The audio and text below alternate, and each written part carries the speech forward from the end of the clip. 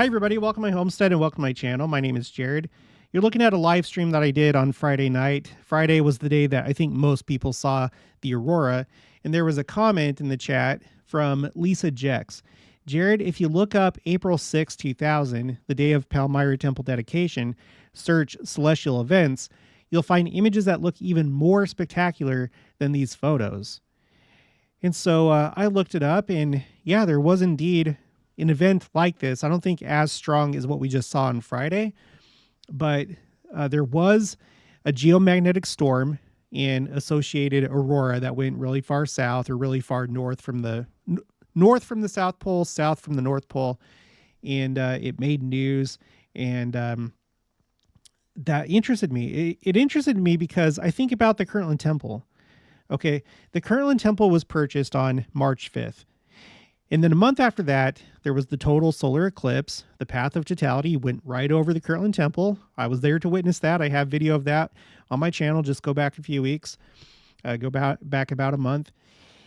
And then a month after that, that's when you have this aurora that was basically over most of the United States. It would have included Ohio. I don't know if anybody's gotten a picture of the Kirtland Temple in the foreground with the aurora above it. If you have that, please send it to me. So I can share it with everybody. But I'm pretty sure that the aurora was visible over the Kirtland Temple, which means that first the skies were darkened over the Kirtland Temple in April, and then in May at nighttime, the skies turned red and pink and other colors. So with Lisa Ejections talking about the Palmyra Temple, we all know that the Palmyra Temple is significant. I'm going to go over all those details in this video. And we're going to look at that geomagnetic storm that took place on the day that it was dedicated. So before we do that, here's the update on the Flood the Earth Challenge. I haven't updated it since the last video, but in case you missed that video, there's a family of 4 that are meeting with the missionaries, which brings our number to 161 since the beginning of this challenge. And let's just pray that they decide to get baptized. That would be amazing. And then later, of course, be sealed as a family. We're at 8,883 copies of the Book of Mormon that have been shared so far. We're trying to get to 10,000. So we're closing in on that number really fast. If you have somebody that you shared the Book of Mormon with and they got baptized, make sure to let me know. And then if they go even further, if they get their endowments or they get sealed, let me know, because I'm starting to track that as well.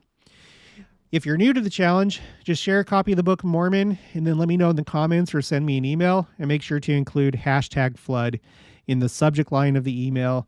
Don't put it in the email, put it in the subject line. And then also, if you leave a comment, then leave #flood. That's how I search for comments that are reporting shares of the copies of the Book of Mormon. Okay, so let's look at this. This is my spreadsheet called Timeline Second Coming, and my newest event is what just happened on Friday. So on May 10th, the Aurora Borealis was seen as far south as the Florida Keys, and I know I've heard some other locations too. I'm just going to go with what was in this article that I'm referencing over here from USA Today. They said as far south as the Florida Keys as a result of 7 coronal mass ejections. So I find that significant. Let me just read a part of what they say in this article. Solar storm makes northern lights visible to much of U.S. world during weekend. See photos. A powerful geomagnetic storm during the weekend unleashed spectacular views of the northern lights that dazzled sky gazers in the U.S. and across the world. Those in the northern half of the U.S. and even as far south as the Florida Keys had a rare front row seat to the Aurora Borealis thanks to a series of solar flares that set off the storm and triggered the famous natural light display. 7 coronal mass ejections. So I wanted to get this confirmed because as this event unfolded, first they were saying 3 and then they were saying 5. And then one person was like, it looks like 7. So now it looks like it's confirmed. 7. So think about that. 7. That's going to come up later in this video. 7 coronal mass ejections. courtesy of the solar flares, entered Earth's outer atmosphere Friday, a day after NOAA issued a rare storm watch for the first time in 19 years. Okay. And I just want to point out, I don't know how many people viewed this. There were definitely a lot of people that viewed it for themselves, but it really got viewed and really got shared on social media. I don't know about your news feed on your social media accounts, but mine was just flooded with the aurora. I wouldn't be surprised if more people viewed this than, large events like the Super Bowl or things like that. I really wish we could have that number, because I think a lot of people saw this either directly or indirectly. So I feel like this was a very significant event. You think about the Kirtland Temple, you think about how many people saw it. It's something that catches people's attention and can draw their mind excuse me, to things like the Second Coming and signs of the times. Okay, so anyway, let's take a look at what Lisa Jex was talking about. I was able to find this paper. This is called The Great Aurora and Geomagnetic Storm of 2000, April 6th through 7th. This can be found on harvard.edu. The original journal that it was published in was Monthly Notes of the Astronomy Society, Southern Africa. Okay, so they have a copy of this on Harvard's website. So they wrote an article about this. I'm just going to kind of skim through some of the key things. I thought this was interesting. It lists a number of different people, and it says, Mrs. Planker reported the glow was so intense that she thought that George was on fire. That must have been pretty intense. What I saw was not that intense. As the night went on, you were able to see it with the naked eye, but it wasn't really that intense. So I haven't seen the aurora, like the full effect for myself. Most of it I relied on my phone camera. But for Mrs. Planker, it looked like George was on fire. And then there's a quote. He reports, this is Father Jeremy Jacobs, a South African living on the island of Iona. A few nights ago, I saw one of the most profoundly beautiful things in my life. Awesome doesn't quite capture the intensity of the experience. In fact, I'm not sure I could find the words to even begin to illustrate the wonder and beauty of it. At about 11:30 at night, we heard frantic knocking at our door, and a friend from the Abbey called us with real urgency. We were still awake, but I got the shock of my life. Until I saw the expression on her face, and I knew it was something good. We dashed outside and gazed in amazement up at the sky. Pitch dark around us, except for the shimmering silver-purple bands, hundreds of miles across the entire sky, and then it changed in slow, billowing waves to gold and red, and greens and deep crimsons, and orange and bright pink. I was totally stunned. Okay, so you get a sense of like how surprised he was. This was the aurora that was produced on the day of the dedication of the Palmyra Temple. There's a little bit more I want to read. This is like a different section. Red storm after midnight. Seeing red. A shockwave from the sun gave night owls a great show after 1:30 a.m. On the morning of April 7th. For astronomers at the South African Astronomical Observatory near Sutherland, it began when Stephen Potter noticed that excess light from the sky was interfering with his attempts to measure faint stars. Racing down the steps to see who had left his car headlights on, he emerged from the dome to find half the sky covered with the glow of the southern lights, the Aurora Australis. Large red patches rose from the southwest, passing slowly across the sky and set in the southeast. Occasionally, 4 or 5 white-violet rays would cut through the red glow like searchlight beams. For 3 hours, the display continued as phone calls came in from around the country. A controller, and I guess this would be like a air traffic controller, an air traffic controller at Cape Town Airport wanted to know why the sky was red and if it had anything to do with the close grouping of the crescent moon and 3 planets seen after sunset. So that event, just like this one, was getting a lot of attention. Back then, in the year 2000, you didn't have social media. So I guess this is what you would expect: people knocking on doors, making phone calls, stuff like that. Okay, so I'll put the link for this in the description box below if you want to read the rest of it. But you get the sense that it was a pretty big event. On Nova, they have one picture of it. The Aurora Borealis, or Northern Lights, illuminates the sky over Stockholm on April 6, 2000. The red and yellow-green colors of this auroral display are due to well, okay, whatever, who cares? So here is what that looked like. So this is over Stockholm, right? Here's another one. This one is over Lichtenhagen, which I don't know. Let's find out where that's at. German. Wait. Yeah, Germany. Okay. So they saw this. There were some physical effects. Solar eruptions on April 4th, 2000 resulted in geomagnetic disturbances on April 6, 2000. Unexplained anomalies in railway circuits in Russia were reported. So they had some issues there. The same storm caused the simultaneous tripping of capacitor banks in power grids in northern Alabama and northern Mississippi, USA. On Wikipedia, they have a list of major solar storms, and this one made the list. They don't have any description of it, but it is here. And then this is interesting right here. This is from the Cybersecurity and Infrastructure Security Agency. Okay, they have this article here: solar magnetic storm impact on control systems. And when you get down to right here, it says the largest GIC, which is a geomagnetic induced current.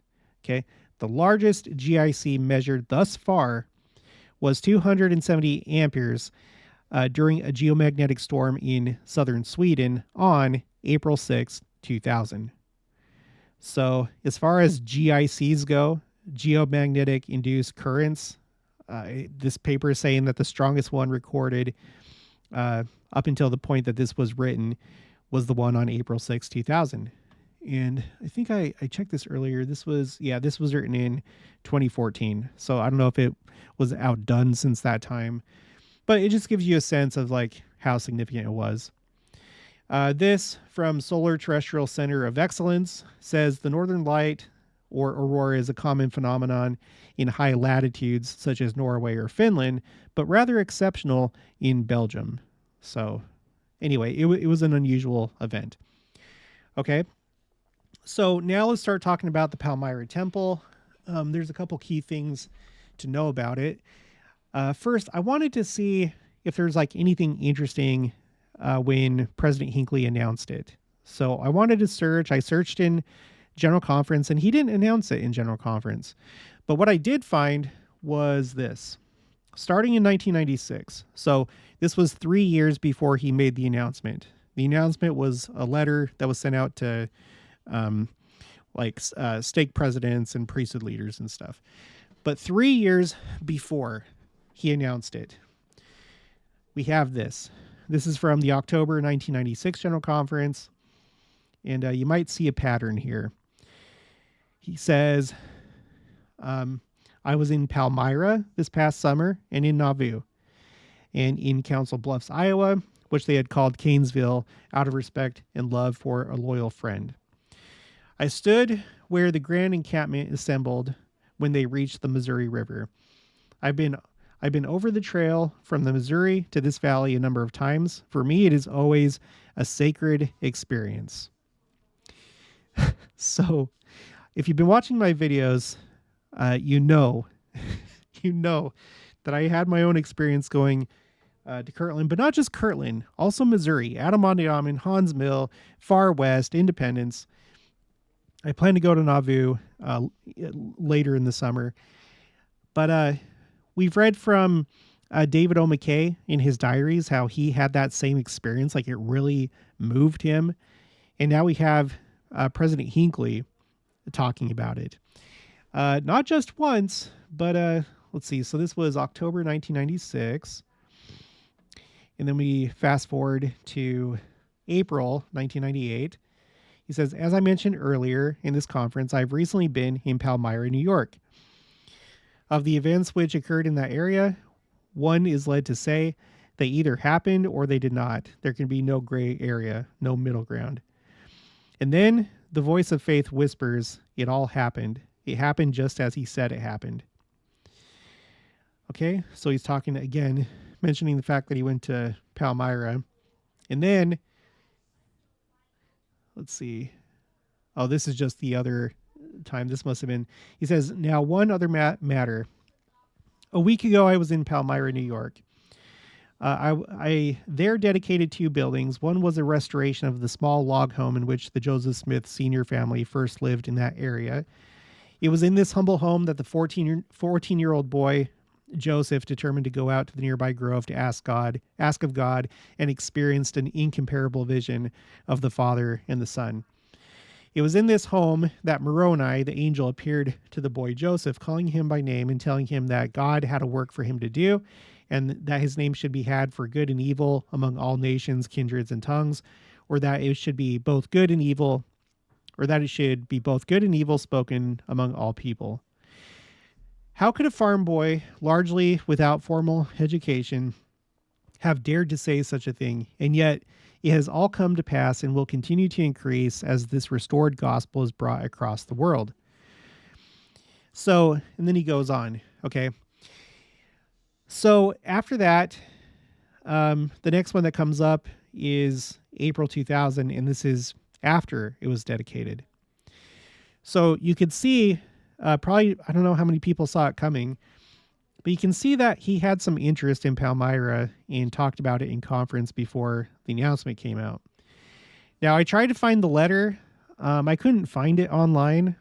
But there is this from Church News. This is from February 20th, 1999. Cover story, 100th temple announced. Site in historic Palmyra area. Now, you might be like, well, wait a minute. It's not the 100th. Well, it says announced.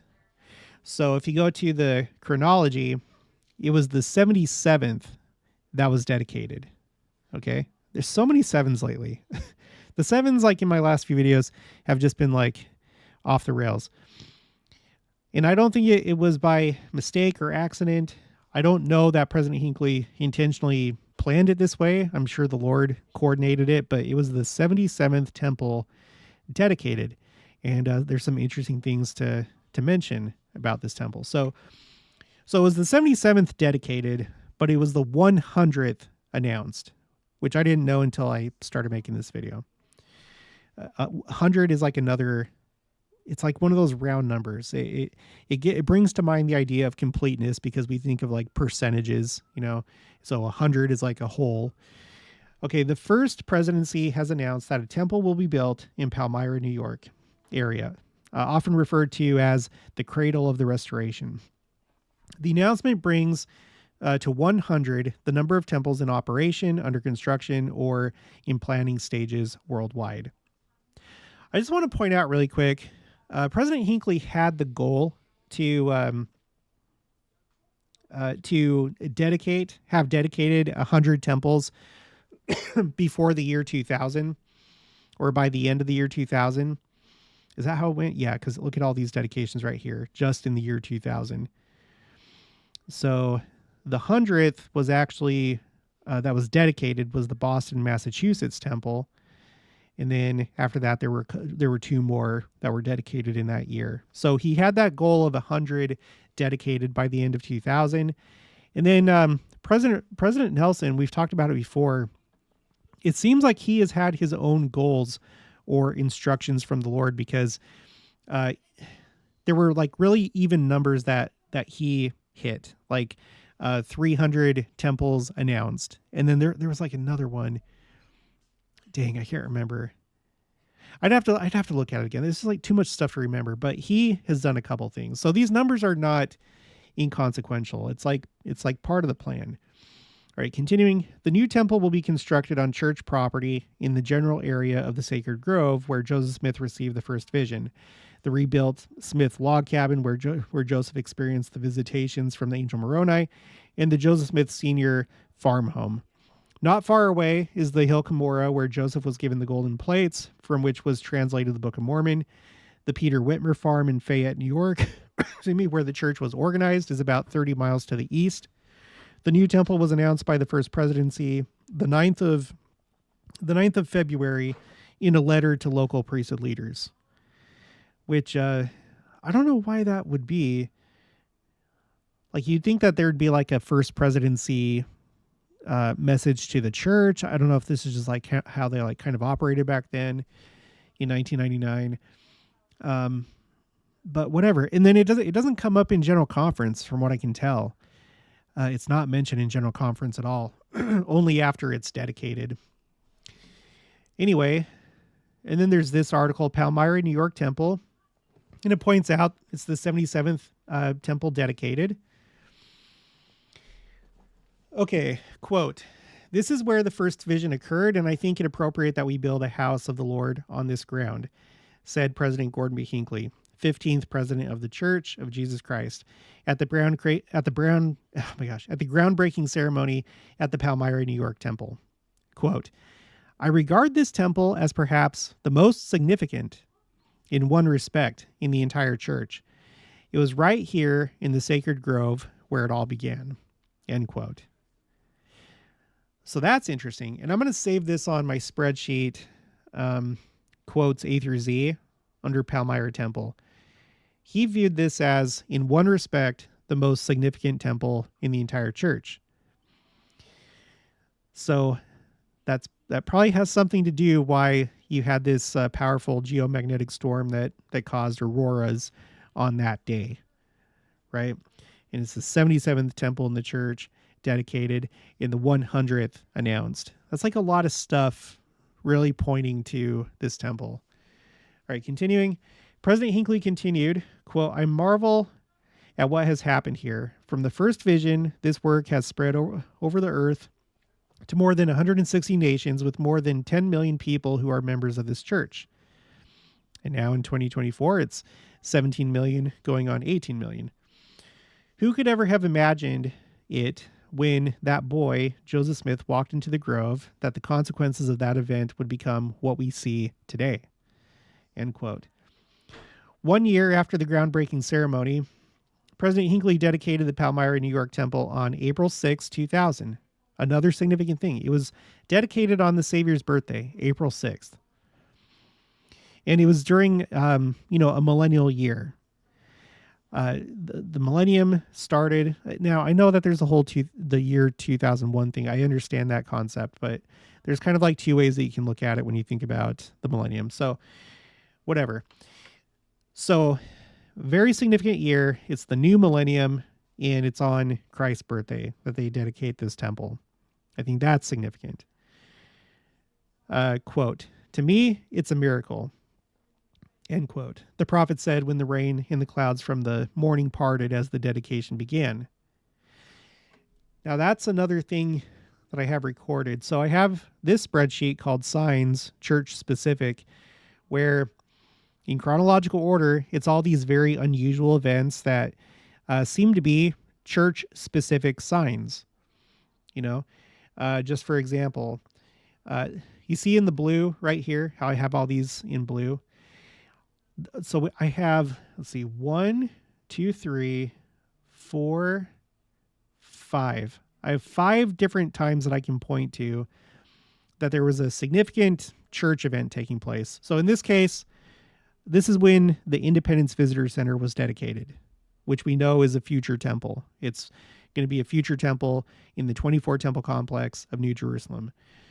So when it was being dedicated as a visitor center, there was this thing where the rain stopped for a while so that the dedication could take place. And as soon as it was done, it started raining and storming and all the rest of it. So you have the Independence Visitor Center. You have the Palmyra, New York dedication, where there was temporary sunshine and calm from rain while the dedication was taking place. You have President Nelson's visit to Seattle, Safeco Field, 50,000 members of the church, and he said the rains had been delayed by faith. And then a similar thing in Samoa when he went there the next year. And then, let's see, as president, now this is for Ephraim, Utah, the Ephraim, Utah temple. As President Russell M. Nelson concluded the prayer, dedicating the site of the future Ephraim, Utah temple, rain began to fall. This was at the groundbreaking ceremony. So anyway, the Palmyra temple. So not only on that day did you have the great Aurora and geomagnetic storm, but you also had this rain event where the rain was delayed. There was sunshine, calm. There was a lot of stuff surrounding this dedication in this temple, you guys. Numbers, natural phenomena. Something really special was going on here. Okay. And in the dedicatory prayer, President Hinckley said of the first vision, quote, "This wondrous event parted the curtain that had been closed for centuries," end quote. Those at the dedication saw the parting of the rain and clouds that day as a symbolic reminder of how the first vision had parted the curtain of spiritual darkness from the earth. You guys, this is one of the ways that the Lord speaks is through things like this. You may be tempted just to be like, oh, it's just silly. Oh, it's just coincidence. I don't think so. When it comes to things that have to do with the church, things that are, things that are significant, I don't think so. Nope. Then it has a little timeline here, the significant dates for the Palmyra temple. On churchofjesuschristtemples.org, let's see, there's a couple interesting things here. The site of the Palmyra New York temple is on the east end of the original 100-acre Smith family farm owned by the church. The Palmyra New York temple is one of 3 temples built in locations of historic significance for the early church.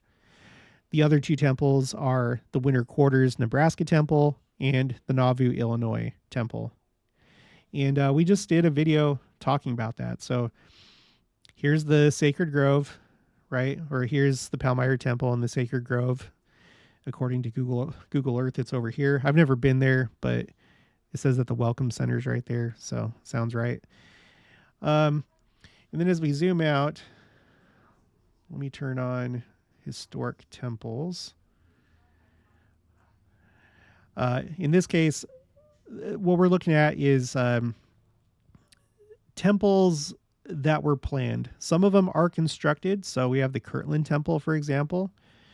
We have the Omaha or the Winter Quarters temple north of Omaha.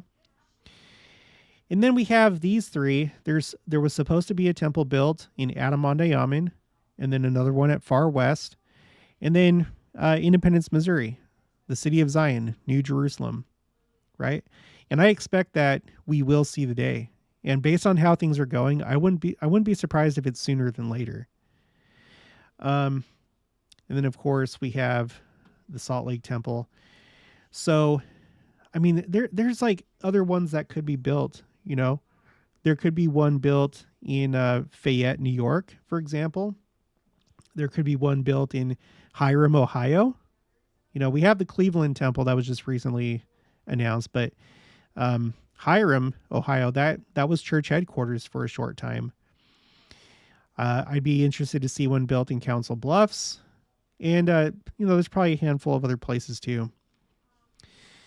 So, but anyway, Palmyra, that became a reality in the year 2000. Okay. The Palmyra New York Temple was dedicated on April 6th, the year 2000, exactly 170 years. This is another interesting number because if you take away the 0, you have a 17. We've talked a lot about 17. 17 is 7 plus 10. You have those 2 numbers of perfection and completion put together. Anyway, exactly 170 years after the Church of Jesus Christ of Latter-day Saints was formally organized in Fayette, New York, about 30 miles from Palmyra, on April 6, 1830. The dedicatory services of the Palmyra New York Temple were broadcast over the church's encrypted satellite system to stake centers and church facilities throughout North America. So this is just like one of two temples that had something like this. It was this in the Nauvoo Temple that were broadcast. I didn't know it was just North America, but okay, whatever. That makes sense. But these were two very significant temples, Palmyra and Nauvoo. And then I just want to read a little bit in the dedicatory prayer given by President Hinckley. This is the anniversary of the organization of thy restored church. 170 years ago, it was established in nearby Fayette. So he points out that it's exactly 170 years after the establishment of the church. Later on, but it was here on this land which the Smiths once farmed. It was here in the grove below and to the west that thou, the Almighty God of the universe, and thy beloved Son, the resurrected Lord, appeared to the boy Joseph Smith. I just think it's really neat to have a temple built on the original Smith family farm. And then he says, that marvelous theophany, unequaled since the events of the Mount of Transfiguration 2 millennia ago, became the introduction to thy work in this, the dispensation of the fullness of times.